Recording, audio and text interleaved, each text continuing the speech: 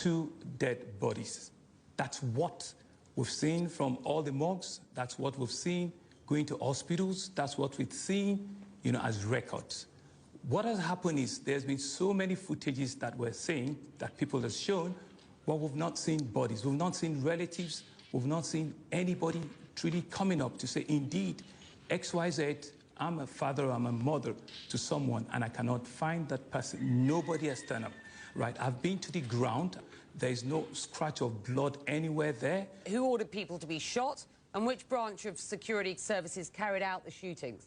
Well, I mean, from the footage that we could see, because there are cameras that are at that facility.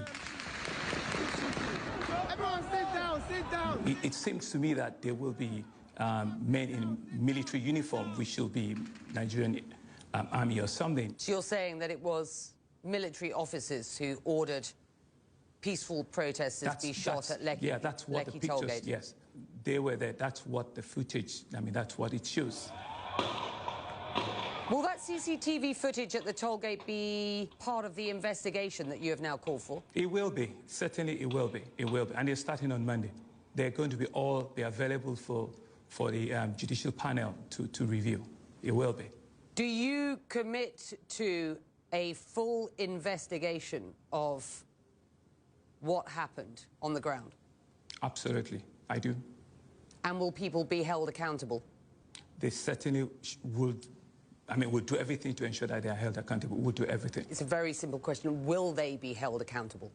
Well, to the extent that I'm not the commander-in-chief of the armed forces, I'm the governor of the state, right? The report will be out. We will channel the report to all the relevant authorities in the state to ensure that everyone that is found culpable is accountable for the act. Since 2017, they've been announcing that the SARS unit has been disbanded. They announced in 2017, announced in 2018, announced in 2019. Now in 2020, they announced again. They just think we're stupid because you're literally just renaming this unit and expecting us to say, oh, yeah, wow, that's great. The SARS, or Special Anti-Robbery Squad, has been described as nothing but a money-making terror squad with no accountability. Random. I've heard it described as vicious. I've heard it described as wholly set on extortion.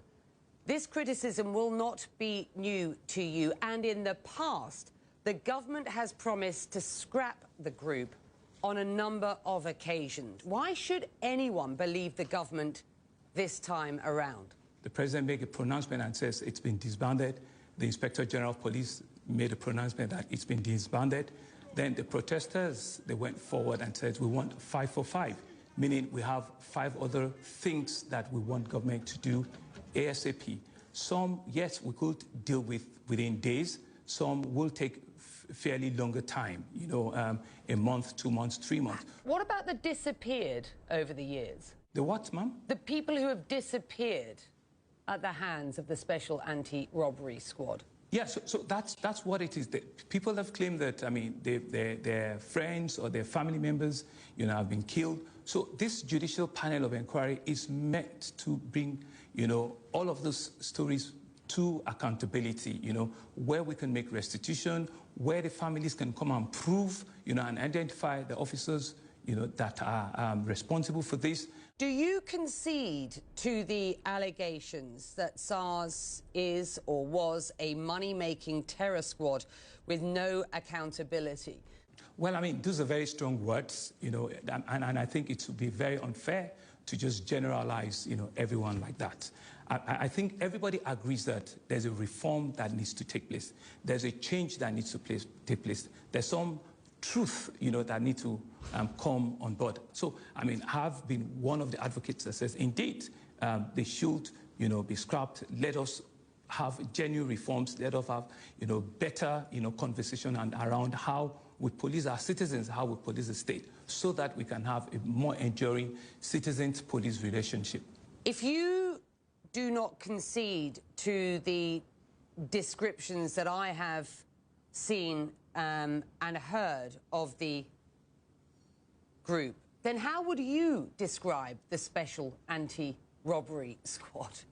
I think it's a group that have been ill-trained, they've been illy motivated, they've not been fully, equipped with, a standard operating template, for them to know and appreciate the level, of their responsibility in our society. And that's why, it seems that they just went off the cuff completely, probably also because they are not being well compensated, remunerated. Everybody that drives a flashy car, maybe they think, they can extort, from there, very unfortunately, and it's very condemnable. Is it international pressure that has persuaded you as the governor, the government, the president to finally speak out about what is going on and what protesters have been demonstrating for so long in Lagos and in Nigeria?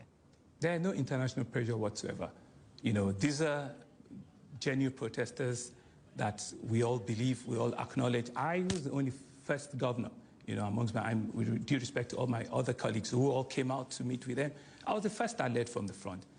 I carried the NSAD flags, with them. I met with them twice, and we all had the rally together. We all walked together. Do you genuinely believe that there will be change as a result of what has happened over the past couple of weeks? Becky, there seems no genuine... I genuinely believe there will be change for two reasons. One, what has happened, especially in Lagos, is extremely unimaginable. That's number one.